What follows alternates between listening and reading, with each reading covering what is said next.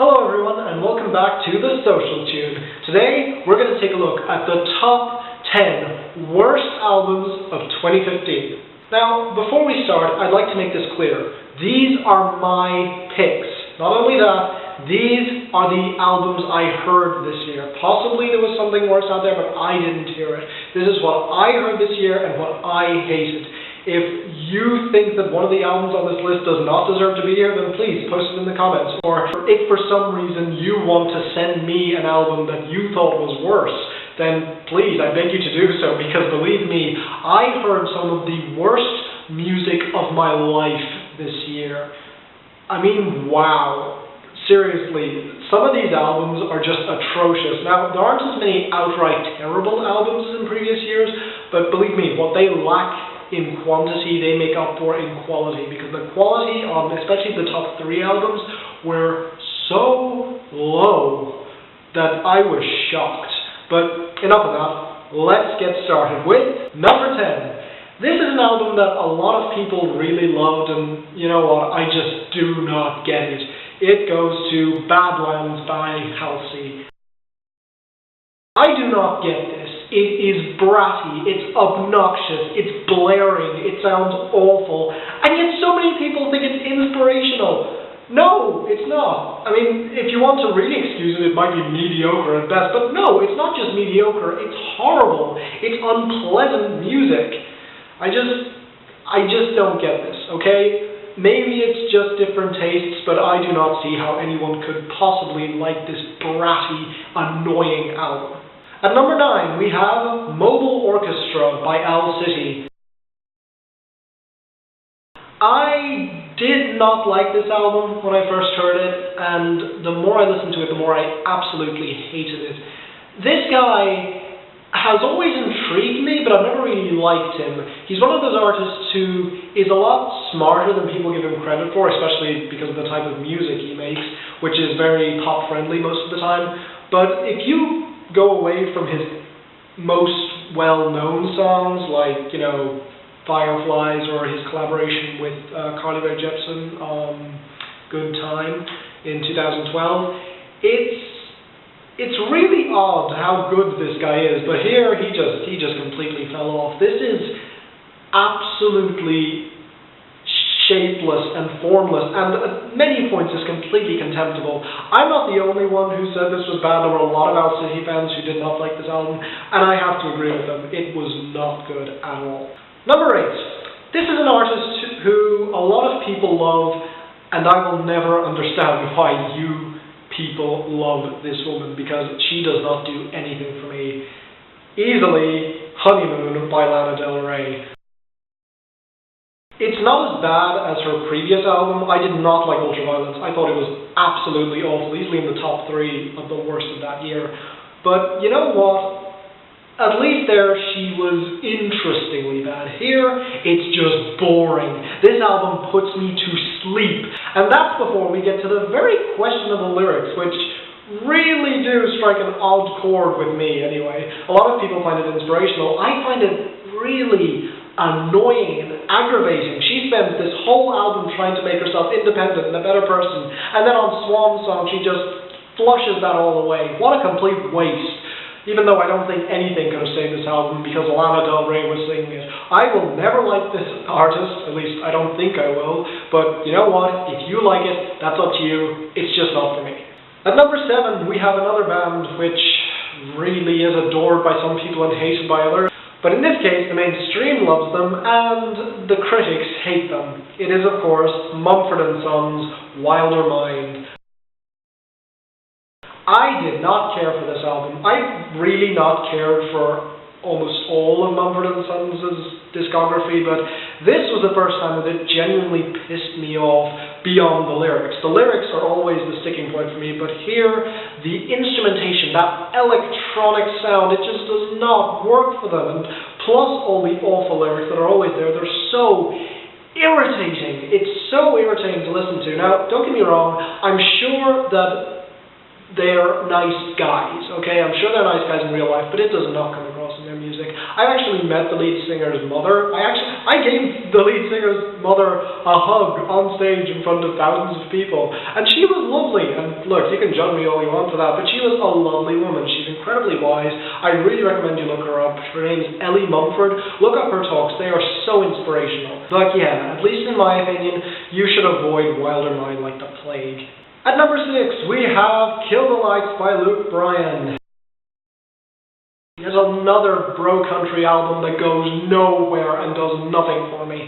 I will not understand this trend until it goes away. When it goes away, I will go back to it and study it and probably understand it a bit better, but until that day comes, I do not get the appeal of bro country. It's stupid, it's dumb, it's incredibly underwritten, it's always the same bloody themes, it's misogynistic, it's just terrible. At least most of it. Some of it is good. I think that Chris Young does some good bro country, and maybe a couple of others, but I can't think of any off the top of my head. Jake Owens. Is that his name? Jake Owens? I can't remember his name. But anyway, he's pretty good as well. I really don't know who I'm talking about here. Post in the comments if you know who I'm talking about. He made Beachin last year. I can't remember his name right now. But yeah, those guys can do some decent bro country, but this is just, no. Luke Bryan, the face of bro country, at least in my opinion, is just a very good performer, but has awful producers and awful writers, which is a real shame, because like I said, he's a good vocalist and he's a good presence. He has loads of charisma. But yeah, this was just another big disappointment. Yeah, that's about it. At number 5, we have an album that I did not expect to like going in at all, and I was not disappointed, which is why it's only at number 5. It is Got Your Six by Five Finger Death Punch. I did not enjoy this album. It's horrible. It's full of awful lyrics. It has no melody. It's just bile being spat out at you over and over again with swearing upon swearing for no reason. The themes are just lightweight and pointless. There is no point to this album. But again, it is exactly what I expected going in. It wasn't any worse than I expected. So I'm giving it a pass here. Well, more or less a pass. I am putting it at number 5. But the next 4 albums are just unbelievably bad. And they were a lot worse than I expected any of them to be. Number 4 goes to Thomas Rhett's Tangled Up. If I hate Luke Bryan as the face of bro country, I hate Thomas Rhett as the face of bros everywhere. This guy is just so unlikable. The only reason he's famous is because of nepotism. The only reason that he's getting any airplay is because we don't have anything else to play on country radio right now. His best song on this album, Die a Happy Man, is a rip-off of Ed Sheeran's Thinking Out Loud. Seriously, it is so shameless. And everything else in this album is just a hodgepodge of different genres which do not go together, do not work, and because of his smarmy attitude come across as incredibly insufferable. This album had me gritting my teeth throughout the entirety of it, and oh my god, I was so glad when it was over. If Zac Brown Band's Jekyll and Hyde is genre bending done right, this is when it's done completely wrong. This is not country music. It does not deserve to be called country music, and Thomas Rhett does not deserve to be called a country singer. Screw this guy and screw this album. Number 3. Despite how much I hate Tangled Up, I will admit, it tried to be at least somewhat okay. This did not even try. In fact, every single time it reached a good point, it completely destroyed it. This is a self-destructive album. It's all on purpose, and it fills me with rage whenever I hear it. It is Miley Cyrus and Her Dead Pets. If you've listened to this album, you know why it's on this list. It is just awful. It is absolutely awful. It's almost incomprehensibly awful. I hate this album from beginning to end. Every time I found something I liked, she immediately ruined it a second later. I do not even want to tell you what this album is. I want you to go listen to it and experience it for yourself. believe me, that's saying something. It is so bad that I'm actually recommending it, because you just need to see how awful it is. However, not quite the worst album of the year. My number 2 goes to an album which I do not understand the appeal of. A lot of people have told me this is a great party album. No, it's not. It's awful. It is Shrem Life by Rae Sremmurd. My God, these guys just keep showing up, don't they? I went into this expecting to hate it. I didn't expect to loathe it quite as much as I did. At the time, this got my lowest rating ever. The moment I heard this, the moment I finished hearing it once, I immediately gave it a 0.5 out of 10. I had never given an album a score that low. The lowest I've ever given is 1 out of 10. And this was immediately going to be my number 1 album of the year. And yet it wasn't. And we'll get to what could have been worse in a moment. But first of all, I'd like to say once more, these guys have no talent. Their production is awful.